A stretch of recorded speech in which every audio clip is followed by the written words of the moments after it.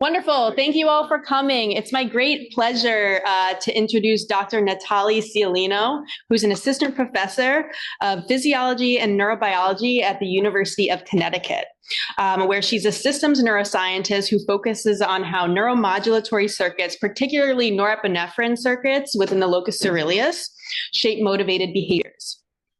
Natale completed her PhD at the University of Georgia and her postdoctoral training at the NIH, where she published really instrumental studies demonstrating the role of these LC circuits in both anxiety-like and feeding behaviors. Since she started her lab in 2021, she's continued to publish really impactful findings in work supported by an NIH Pathway to Independence Award, as well as multiple foundation awards. Natale, thank you so much for making the trip to Monell today. We're so pleased to have you, and we're looking forward to hearing about your latest work. Excellent, thank you. All good here? Or? I don't think so. Where's Tiffany? Okay. Can you hear me online? I can hear some. Is the audio good enough for everybody? Okay, excellent. Hi, everyone. I'm here in the back. Yeah? All right. Hi, everyone. I'm Natale Sciolino, and it's a pleasure to be here today. I've really enjoyed my talks, and I just want to tell you that I'm the kind of person who, if you have a question, please ask in the middle of the talk. It really helps with the engagement and to clarify things. So I'm going to tell you a story about how we uncovered a role for locus ceruleus neurons in taste processing. So locus ceruleus is located in the hindbrain, and it's a small cluster of neurons that project to virtually every single brain region. And it's through these diverse projections that these neurons are able to modulate a variety of different functions. Most classically, we think about LC being involved in allowing you to pay attention, maintaining arousal. It's also well known to facilitate sensory processing. And when I started my lab, the role for locus ceruleus in the modulation of feeding was not really well explored. And this was a gap that I set out to address.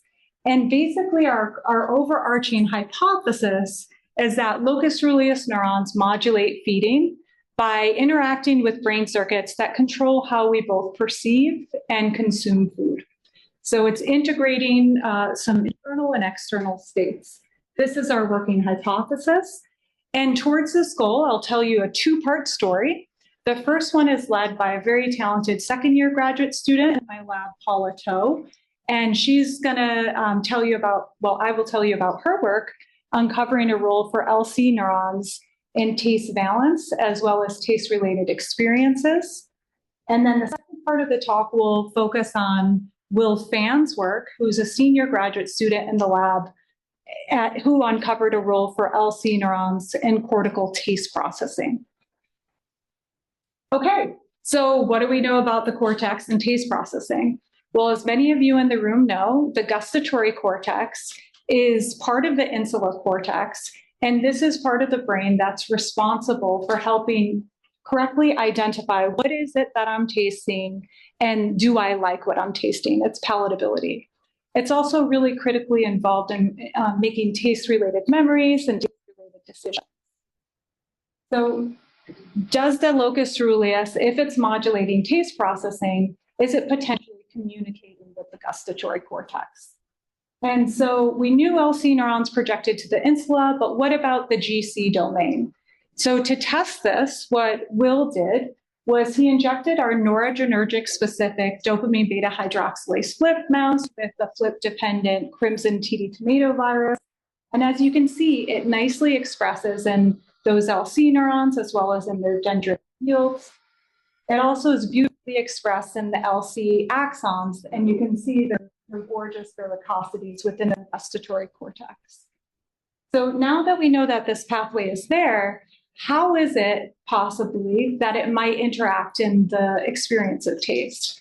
Might the activity change as a function of what it is we're tasting, whether it's palatable or not, perhaps by our experiences or our learning associating this taste with the environment?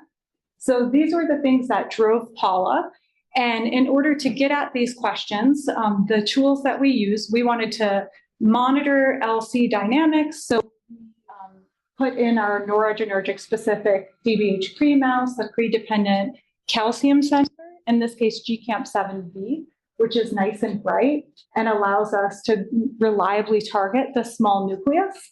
And then we're monitoring LC activity with a spectrometer-based fiber photometry approach. And this is in behaving animals. And another group of animals, we're also monitoring the downstream norepinephrine release using the GRAB norepinephrine sensor from Oolong Lee's lab. This is the norepinephrine sensor. Okay, so we're doing this while we deliver a taste sense in the mouth through the intraoral cannula. And our recordings are in a Pavlovian design. And the reason why is because we wanted to separate when animals would anticipate a taste, right? So this is during the cue, the tone that is paired with the delivery of an intraoral taste scent. And we're doing two different taste scents in separate experiments. A palatable taste scent, sucrose, or the unpalatable quinine. We also have the control cue, the CS minus, that where mice do not get the taste scent. Okay, so this allows us to separate the anticipatory effects during the sound from the consumatory effects post the delivery of the taste scent. And we're also interested in experience, so we're monitoring these dynamics across. Okay, so the first result I'll show you is the locus ceruleus result, and all of our graphs in the first talk are oriented like this. So you can focus on the dashed line, which is when the taste scent is delivered. On the x-axis, we have time. And the pink is the cue that's paired with quinine, and the gray is the control cue. And you'll see that black line that represents when the cue is delivered, right here at time 0. And so what you can see here is this robust phasic activation to both cues of LC neurons. And this is well known. This is a classic sensory response. Anytime you go like that, your LC is activated.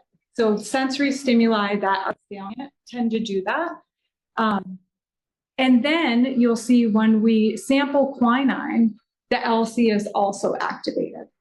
And this is the first time that anyone showed that an aversive taste can actually activate LC. So it's not surprising because we and others, as a postdoc and from Mike Frucas's lab, people have shown that other like noxious stimuli, such as restraint or foot shock or any of these noxious stimuli can activate LC. We're just showing here for the first time that so can taste, this aversive taste. So what happens on day 5, right? How does experience change these dynamics? Well, it turns out that LC is still activated by a palatable taste quinine. But notice that that auditory response actually habituates, right? From day 1 to day 5. And this is well known. Non-noxious stimuli, the LC will eventually habituate to that sensory experience. But the sustained quinine response is quite interesting. And what we think that might be that LC is activated is that perhaps it reflects that the animal is in a negative valence state. So perhaps it's still LC dynamic signaling that aversive quality.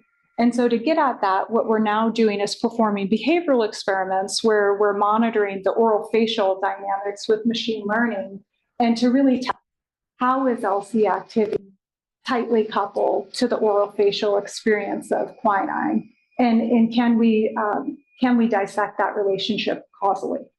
Just to clarify, so this is the first day that the animal ever hears the tone, and the first day it ever gets the quinine? You got it. And there's 40 trials of each type, so we're averaging across. Yeah. So it's actually, the dynamics are kind of opposite to, for example, dopamine, where the cue gets bigger over time and the actual reward or whatever stimulus delivery gets smaller over time. It's actually the opposite. Yeah. And what's interesting, dopamine signaling, pleasurable things. Here we go. So spot on. Yep. Okay, so that's LC, right, with aversive taste. What about the downstream norepinephrine release? So in the gustatory cortex, you can see quinine delivery on both days evokes this robust release of norepinephrine, which was really great for us to see because while we knew that the cortex, the main source of norepinephrine, is coming from the LC, it was really nice to see that those dynamics actually match. Okay, so what about the palatable taste? So right now, Paula is actually recording the LC dynamics to sucrose. So I don't have them to show you, but what I do have is the sucrose response to norepinephrine. And I can show you that the response is quite different compared to quinine. So you'll see on day one, this is the very first time they ever got sucrose, and you see this activation, probably representing this neophobic response, followed by a suppression, right?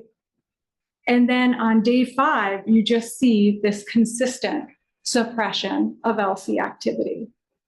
So this is telling us that sucrose, depending on its familiarity, can actually have different effects on norepinephrine.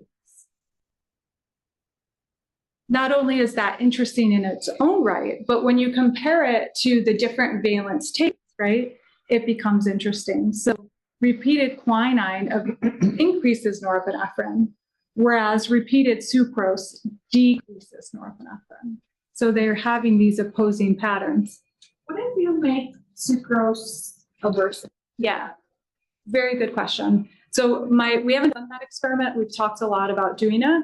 But my prediction is that the norepinephrine response would flip, right? It looks like quinine. It would turn into quinine. Exactly. So we're doing that experiment with saccharin and lithium chloride right now. Yeah. So, yep, that's exactly our logic.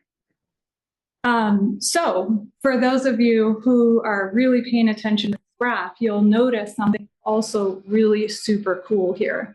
So if you now pay attention to the CS minus, right, you'll see CS minus in this case is the cue that predicts the absence of the aversive quinine. And look at norepinephrine goes down, almost as if they're relief from getting quinine.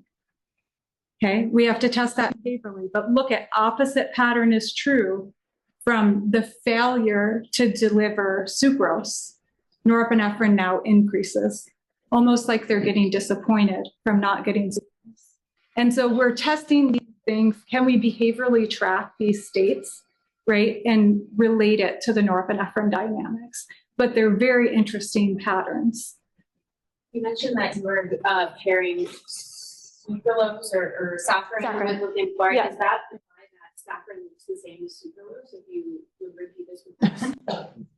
That is a good question. I would imagine, we haven't done that experiment, but we need to. I would predict that saccharin would be similar to sucrose, where you have that initial neophobic response, from getting IOC delivery, and then it eventually suppresses LC over time. And I've shown that with food. Actually, I've recorded in a familiar situation, but LC always gets suppressed during food consumption.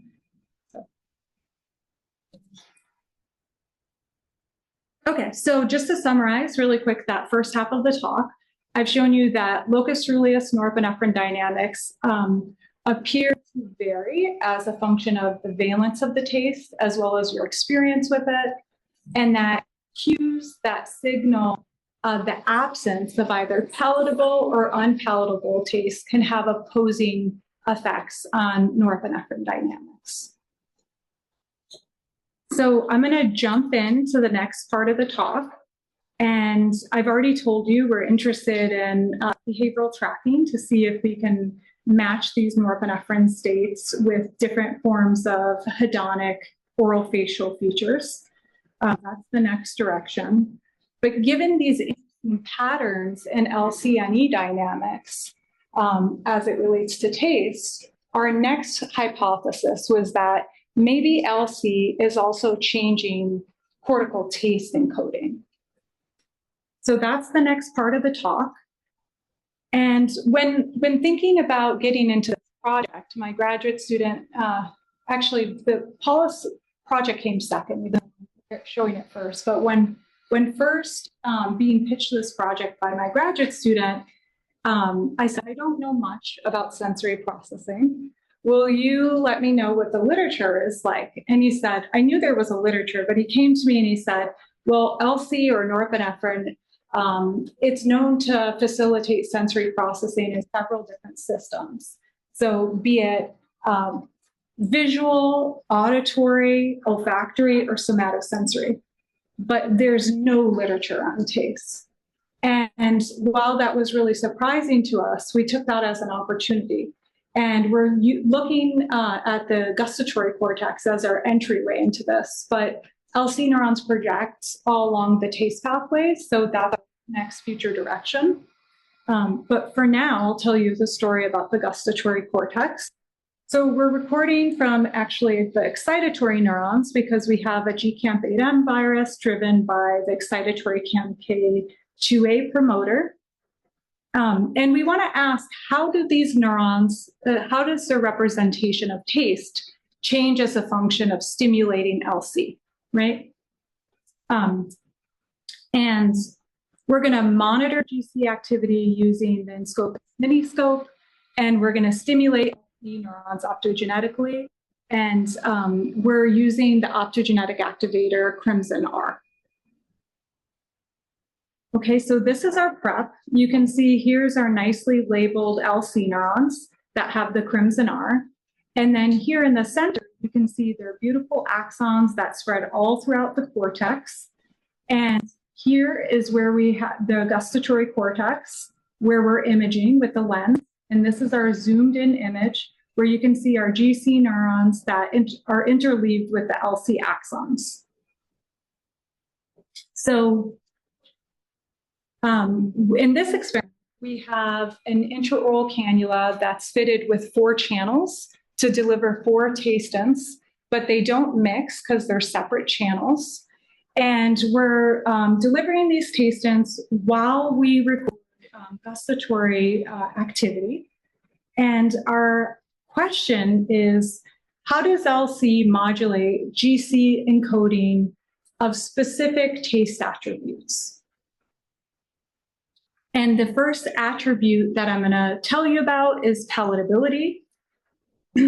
So palatability is basically this idea of like there's a ranking of different tastes that we like more than others. So we have the 4 basic tastes: sweet, salty, sour, and bitter, with the most palatable being sucrose and the least being quinine.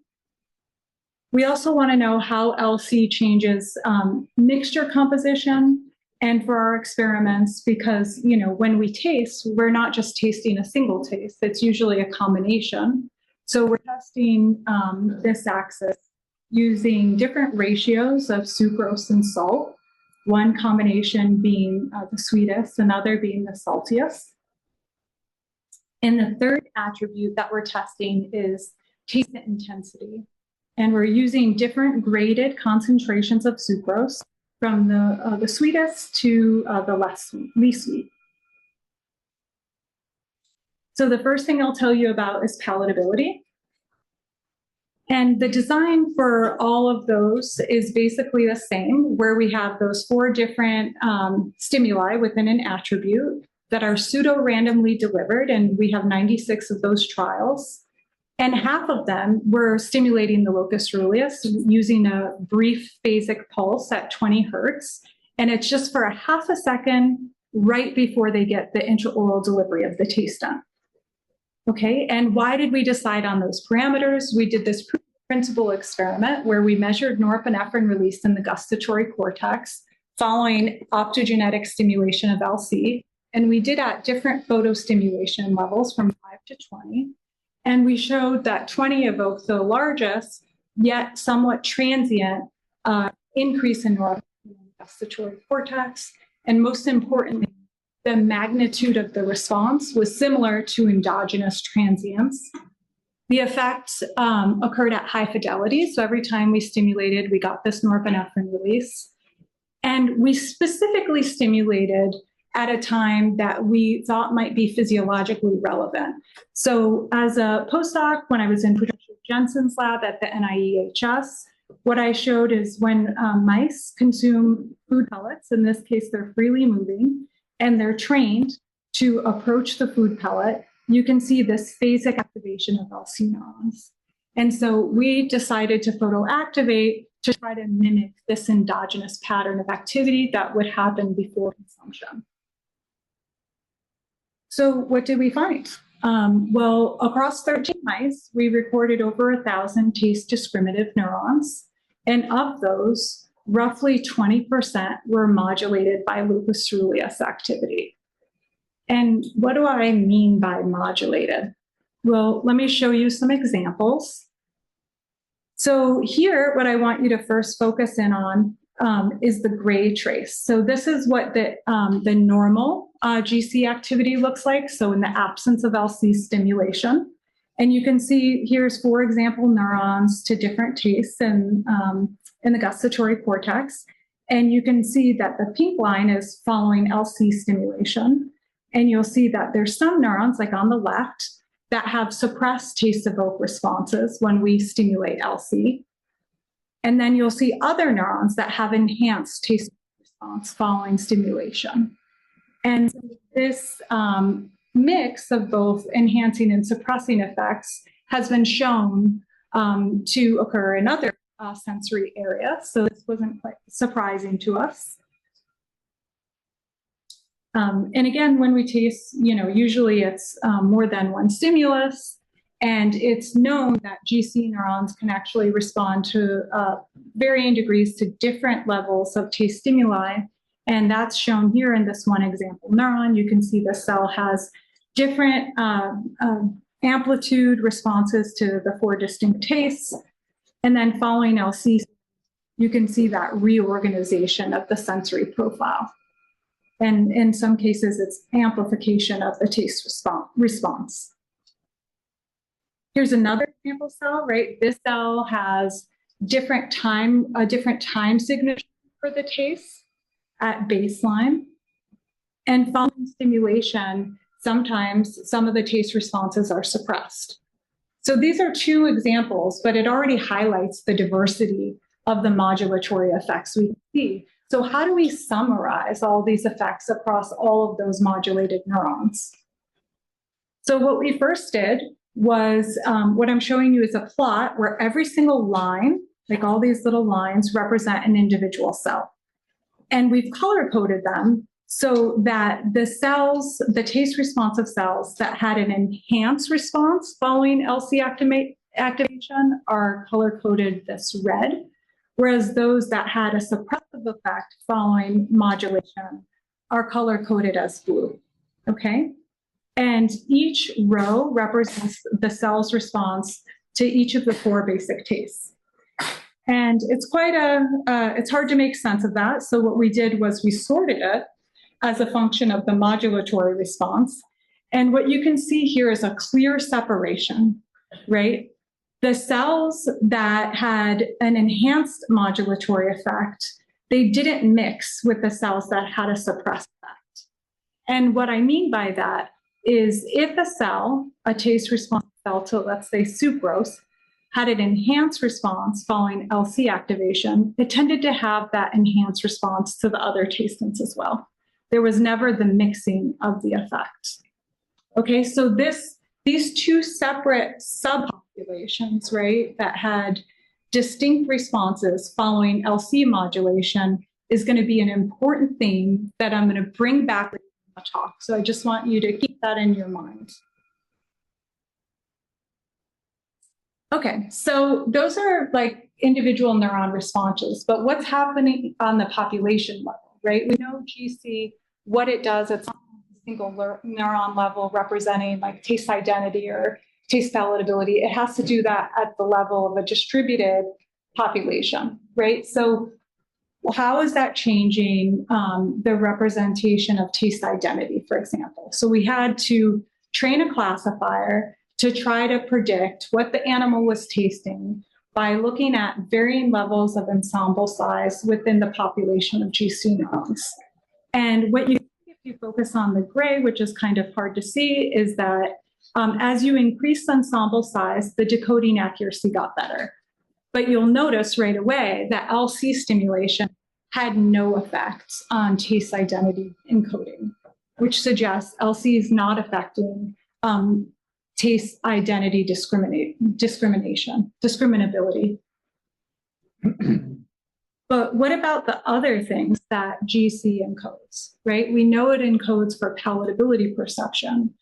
And so what we next looked at is this palatability correlation, which is looking at the neuron's response magnitude as it relates to the ranking of the 4 different taste sense in terms of their palatability. Because we know sucrose is more palatable with this kind of ranking all the way down to 9. So we looked at that using Kendall's cow across time. And what we found is that LC stimulation significantly enhanced the palatability correlation. So what that means is that LC stimulation preserves or enhances palatability encoding without changing discriminant. Okay, so in order to look at that enhanced palatability a little bit better, the next thing we looked at was the population coding space. And because neurons' activity, right, are highly correlated together within the population, we can reduce that activity down to a low-dimensional space. And we're analyzing it using a principal component analysis. And what you can see at baseline in the GC population, where each one of these dots represent the trial response at baseline no stim, is that there's this clear palatability-related clustering, right? Sucrose is separated from salt, citric acid, and quinine. And that there's some organized structure within the coding space where there's this ranking of the taste and palatability. And so that's known already.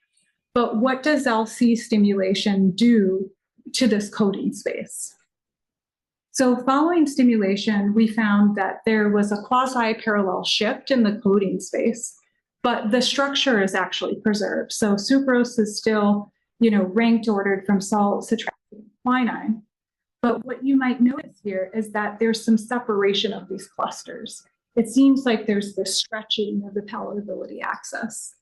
In order to test that, what we did was we created a palatability axis by creating a vector that averaged the most palatable mean and connected it to the average of the quinine mean. And so this creates a palatability vector. We did that for each the nose and stim trials, and then we projected the trial responses onto their respective vectors. And what we get is something like this, right? On the left, you're looking at the nose stim results. The right is following LC stimulation. And you can see that this comes up with a palatability projection score that makes sense, right? Sucrose is higher on this palatability score, whereas quinine is lower, and there's some range. And following stimulation, you can see the structure is preserved, but there does seem to be some stretching of the axis. So to quantify this really rigorously, what we did is we calculated the distance between sucrose quinine, and we called this the dynamic range, okay, to quantify this spreading of the axis. And then we took the stim dynamic range, and we calculated that as a percent of the no stim, and that results in a ratio. And then we did a permutation test where we're swapping the trial labels between stim and no stim to create this null distribution. And what that allowed us to test is that LC stimulation significantly enhanced the dynamic range by about 1.55-fold. Okay. What about axis rotation? Well, LC stim did not change the rotation of the axis, which supports my idea that it produces this quasi-parallel shift in the coding space. Okay, so because these two axes are technically parallel, what we can now do is project the stim trials and the no-stim trials onto the no-stim axis. And in essence, this is going to create our baseline axis. And why is that important? Because we want to statistically quantify the responses, the stim between the no-stim. And that gives us something like this, right? And now what you can see here is that at the sucrose point, like they're basically anchored following stimulation, they're the same. But when you stimulate, what it's doing is actually stretching the axis, right? So the sodium chloride, the citric acid, the quinine, it actually gets moved to a more aversive direction in the coding space. So this tells us that LC stimulation actually stretches the palatability axis, and it may reflect an aversive shift. And so we're currently working on to see whether the stimulation protocol also behaviorally produces an aversive shift in hedonics and looking at the orofacial reaction. So this, I told you, keep in your mind, right, the LC enhanced versus LC suppressed. So the next question we wanted to ask is, okay, what are the cells that are driving this effect? Is it the suppressed population, the enhanced population, or both, right? What's causing that stretching of the palatability axis?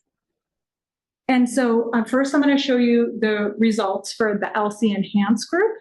And you can see that that stretching of the axis was significant at 1.95-fold. So that's almost doubling the axis. And when you look at the LC suppressed effect, you can see there was also stretching, but it was to a lesser extent, the 1.25-fold. When you look at rotation, you can see that the LC enhanced, they did have a significant palatability axis rotation, whereas the LC suppressed group did not. So this is a very important theme that will come up and again in this talk. And that is when the two groups, the LC enhance and suppress, are working together, like in this case for the stretching, that stretching effect you'll see in the entire population, like I showed you originally. But when the two subsets of cells are working in imposing actions, what one group is going to do is dilute the effect, right? So the LC suppressed didn't have the axis rotation, the LC enhanced did, and when you combine them together, in the whole population, it didn't have a rotation. You saw that quasi-parallel shift in the coding space. So yeah. I'm sorry that I feel lost and confused. So I think I understand this already showing the stretching. I just don't understand what the axis is. Yep. So what we're going to do is just, thank you for asking. We're going to compute the angle between these two axes, right? Because we want to ask, are they moving down in the same coding space, or is it actually rotating? And so to give you an example, you're about to see an example of rotation, but one example is it could go like this relative to this, right? And so what that reflects, the meaning of that is that the information, if it basically has a parallel axis, what that means is that feature representation is very fundamental. It's not very variant to change. So that's what this data suggests for palatability coding in the GC. It's invariant to changes in arousal, i.e. Okay, I got you. Yeah. Okay, excellent. Okay. All right, so what about mixture composition and coding? And just to remind you, we're doing different concentrations of sucrose and salt. And so we find when we stimulate LC neurons, there's no change in taste-related information here. But when we stimulate LC neurons, we do see an enhanced correlation for mixture ratio. And so what this is telling us is that LC modulation enhances mixture composition and coding, right? Just like what we saw for palatability and coding. How's this change the coding space? Okay, so here is at baseline for no stim. Blue represents the sweetest solution. Purple represents the saltiest solution. And you can see there's some organization, right, from the sweetest to the most salty. But the clusters are a little bit more intermingled, right, than what you just saw for clusters were separated. And this was intentional. We deliberately chose concentrations of the tastants that wouldn't be so separable because we wanted to ask how they might be separated following LC activation. And so here's what we found. Now you can see a rotation in the coding space, right? It's not parallel. We'll quantify that in a second. Even though LC changed the mixture axis, right, where it's rotated, there's still some preserved structure, right? We still have in blue the sweetest followed all the way down to the saltiest. So the structure is preserved. It seems to be rotated, and perhaps it's elongated. Let's quantify that. So if we were to, again, right, project, here's my pointer, project the respective trials onto the respective axis, what we're going to get is two separate mixture ratio axes. And here's the response for no stem. You can see that there's an organization where you have the sweetest all the way down to the most salty. And when you compare that to LC stem, what you can see is that there does appear to be some stretching. But let's quantify that, right? So here we're going to calculate the distance between the sweetest to the saltiest solution to come up with that dynamic range ratio. And what you can see is that LC stem does in fact elongate the mixture ratio axis, in this case by 1.5-fold.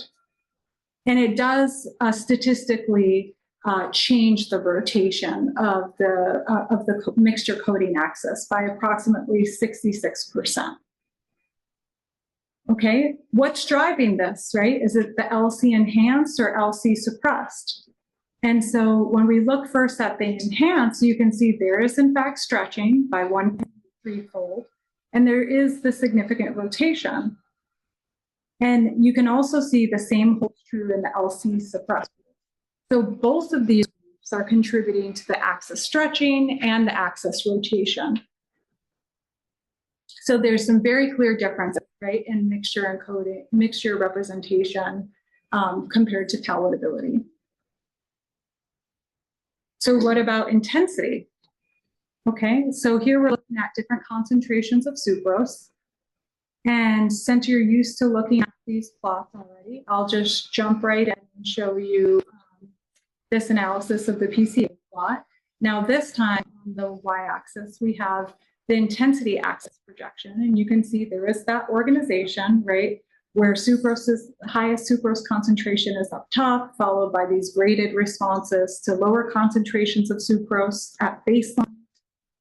And following stimulation, it seems like maybe there's some stretching, but that organization, that structure is still there. Let's quantify that potential stretching. And you can see that it's not significant. It's a trend, P equals 0.07. And also there's a trend for there to be a rotation. Okay, so I said to you before, what happens if the enhance and suppress don't work together? Could that dilute out the effect? So is that happening here? So we're going to take a look at our LC enhance and suppress group. And what you can see, in fact, in that group, there is some stretching of the intensity axis by 1.6-fold. There also is a significant rotation, but the LC suppressed group is actually canceling out that elongation of the intensity axis as well as the rotation.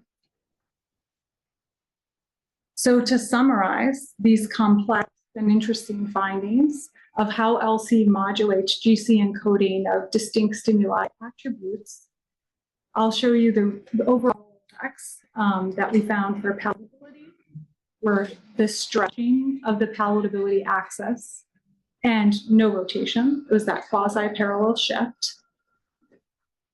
For mixture composition, there was both stretching and rotation, right? That's where we saw that coding space look like this. And for intensity, there was neither stretching nor rotation. So what this tells you is that LC activity can modulate GC encoding in a taste attribute specific manner, right? So it seems like palatability and intensity are more fundamental features of GC processing, right? They're not amenable to this rotation. Whereas mixture seems to be more varied and more amenable to rotation following LC stimulation. And what this means is that the downstream reader of that mixture information must also have to adapt to decode that rotated information following LC stim. So what is driving these changes? What are driving the stretches, right? We see it's happening in the coding space, but on the neuronal level, what can be some fundamental mechanisms that can drive them? So in the literature for modulation, you can classify the effects on neurons of the modulatory stimulus in three stereotypical categories. One is called additive, another multiplicative, another stimulus specific. Let me show you just a cartoon of what I mean by this. So here you're seeing an example cell where you're looking at response magnitude on the y-axis and the response to the 4 basic tastes on x-axis. And if you focus in on the gray, this is the cell's natural response to these 4 tastings, where citric acid, it has a big response to C, sucrose, it has a small response. If LC modulation had this additive effect, what it would do is it would have this offset that's similar for every single taste modality. If the effect of modulation were multiplicative, it would have this gain effect that's scaled based on the initial effect of the cell to the tastem. What do I mean by that? Let's say the citric acid effect, endogenously, that cell had a big citric acid evoke response. Well, if the modulatory effect was multiplicative, it too would have that modulatory effect would be big, right? But if the cell had a small endogenous response to sucrose, the modulatory effect would be small. So it's the scaled modulation, right? And what that gives the power for the system to do is really enhance this contrast, right? The signal to noise. And so I should say that the additive effects are more likely to generate these parallel shifts in the coding space, whereas the multiplicative are more likely to stretch the axis and rotate it just based on some linear algebra. Whereas the stimulus-specific effect, right, is not going to fit into any of those categories, but like the name suggests, the effect of modulation would be dependent on what type of tasting it was, like specific stimuli. All right, so how do we fit a neuron's modulatory response? Well, we're basically testing at each specific time point which model best fits the neuron's activity following modulation. And we're using this information criteria that basically punishes against complex models. And so it's going to punish against the stimulus specific, and it really tries to find a simple model. And here's what we have. Okay, so on the y-axis, you're looking at the prevalence of the modulation type as a function over time. And what you can see is that for the palatability axis, we're seeing way more additive modulation effects. Second, followed by multiplicative effects and very low stimulus-specific effects. Probably low stimulus-specific just because this model punishes against. But most importantly, we see like a lot of additive effects, which is contribute to remember how I showed you that quasi-parallel shift in the coding space. And that multiplicative might be contributing to axis stretching. Yeah. Is the percent of neurons, like you're fitting a model per neuron, or? Yes, per model per neuron. Yep, percent of neurons. Yep, at a given time. So for example, just to clarify, a neuron may be additive at one moment and then multiplicative at another. Oh, I see. Yep, yep. Okay, so this fits well, right, with what we know about the axis coding changes. What about for intensity? Does that also fit? Well, if we look at the prevalence of these modulatory types, you can see it's really quite similar. There's more additive than multiplicative, maybe more stimulus-specific effects. And if you remember there, we didn't see any significant rotation. Now, this is where things get interesting, mixture composition. So here we're seeing the opposite prevalence of modulatory types. So we're seeing way more multiplicative effects than, and that may explain why we saw the axis rotation, because the multiplicative is going to contribute more to that axis rotation and also to the stretching. So does this explain what we saw in the specific neuronal subtypes as well? Well, when we look at those LC enhanced versus LC suppressed in the modulatory subtypes, remember the LC enhanced had more stretching and more rotation. Well, it's very consistent that we saw that bump, that temporal increase in multiplicative, because that may be one of the underlying factors for both that stretching and rotation. And for LC suppressed, we didn't see that rotation. And in that case, multiplicative effects aren't as prevalent as additive. So I should say that even though I'm not going to show you for every single experiment, in the LC enhanced for mixture and super intensity, we also saw this increase in the multiplicative effects.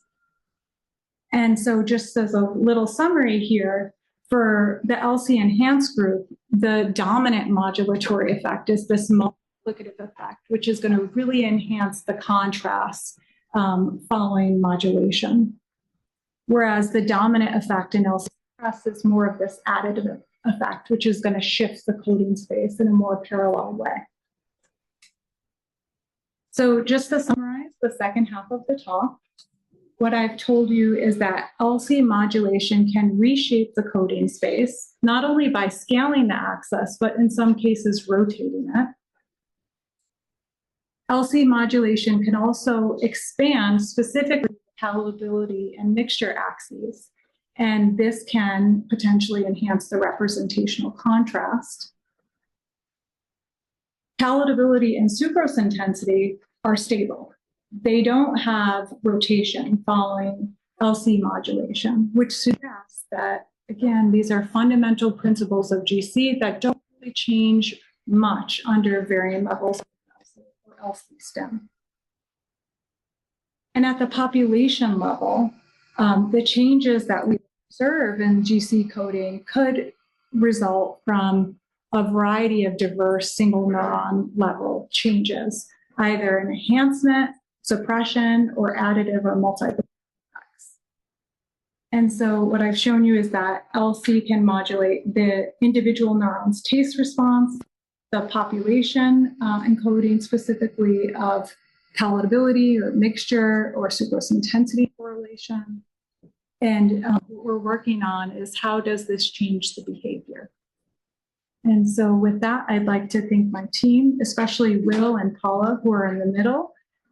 Thank our collaborators, Alfredo Fontanini, who's been great in introducing me to the TASTE community. And thank you to our funding sources and for your attention.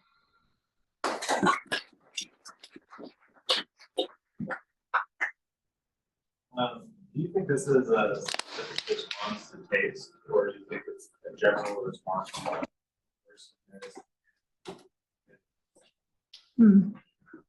So I think, so the question is, do we think that this is a specific response to taste, or is this a general response to appetitive or aversiveness?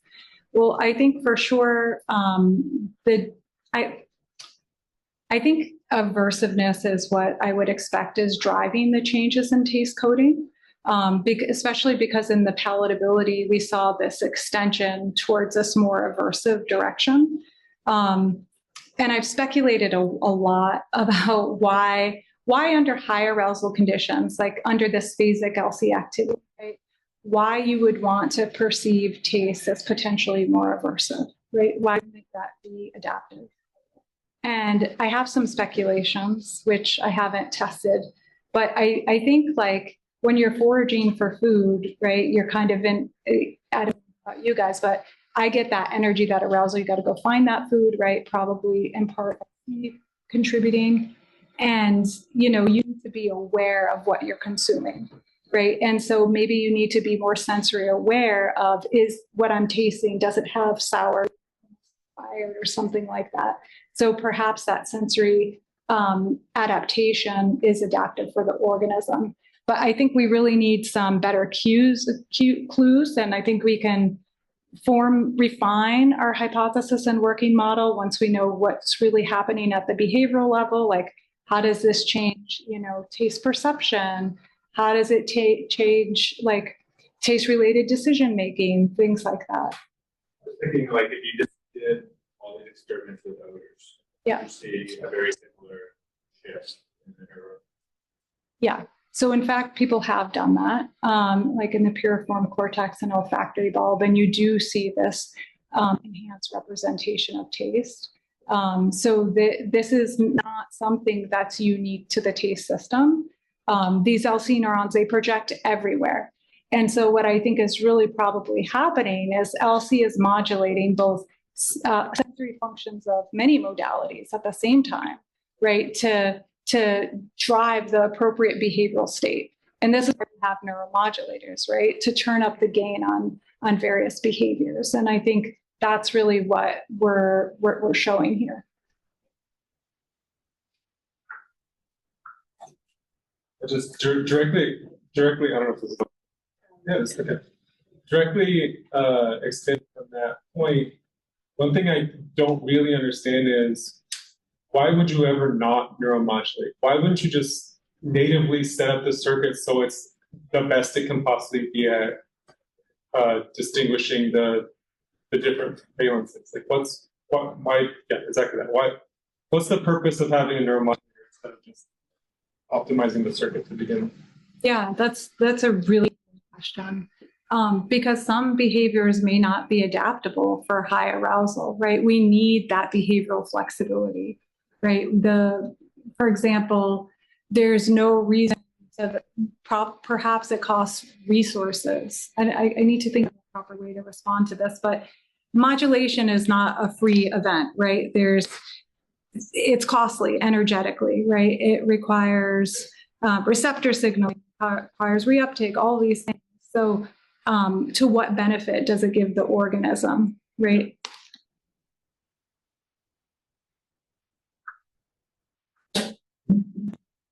It's an interesting question, though. So, it's about aversion. What happened if you express the paradigm and do a PC block for all of them? How would you expect them to function? Because these are individual and PCA 1, 2, 3, or in a way, it's a mixture.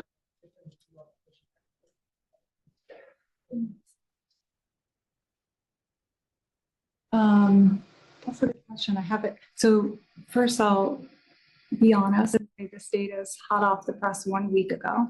So I haven't quite thought too much, but I would think that, there would be some parallelisms with like the sucrose and the palatability, right? Because there was the parallel axes. So I would expect that they would still remain parallel, right? I would expect the sucrose intensity would fall within like the sucrose category of the palatability axis. So it would fall somewhere in there and there'd be some parallel shift. So there'd be some underlying themes there.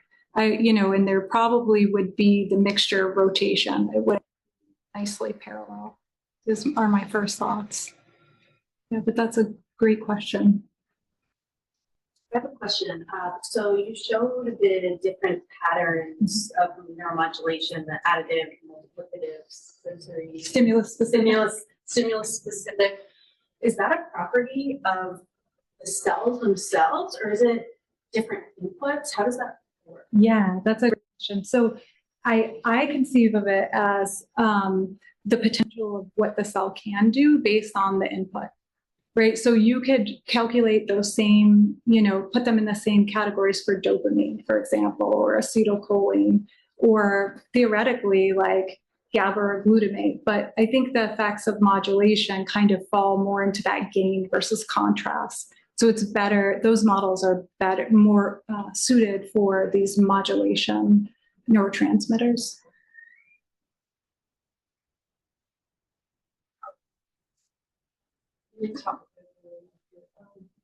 So I have a question. When you say, when you report from GC and there's no stimulation, I keep thinking, because when you first do it, in the first part of your talk, you gave sweet, bitter, all these taste compound, you do get a response because. Yes. So there is an endogenous level of activation. Yes. But my other question is, like, when you artificially activate LC, what is the biological situation you're mimicking? Like, is this mimicking very high stress situation? Great question. So I should first preface the question of, so what is the meaning of this? What are we inducing when we do the LC stim? I really wanted something as physiological as possible. It's going to be artificial because we're delivering it without the behavioral context, right? But we think, so how the field thinks of phasic LC activity is that it's this adaptive orienting your attention, or it happens when you're making task-specific correct behavioral choices. So in our case, we stimulated to evoke this natural phasic activity, sort of like when you're going to retrieve the food or something like that. And so it's this momentarily, if you will, microarousal state, right, to go seek out the food. Now, I understand that's a loaded interpretation, right, because we haven't measured arousal, but this is the way we're thinking about it. We haven't measured EEG, but I do think it is providing that sort of like, it's related to the arousal related to that event. So that's how we're conceiving of this. Now, if that's true, right, we can test this working model in different ways, right? How do different patterns of LC stimulation influence the encoding? And so we actually tested that, currently analyzing that data. So tonic activity, for example, you mentioned the stress state. So we and others have shown that genetic or optogenetic tonic activity, elevating baseline activity for a long period of time, promotes this aversive and stress state. Like, it will drive real-time aversion. It will drive anxiety-like behavior. And so the question is will those elevating tonic activity cause those same changes in the coding profile? And the answer is no. It seems specific to this phasic response. We're still analyzing that data, but the patterns of LC activity do matter. And it does matter that we think about it deeply in terms of its behavioral relevance.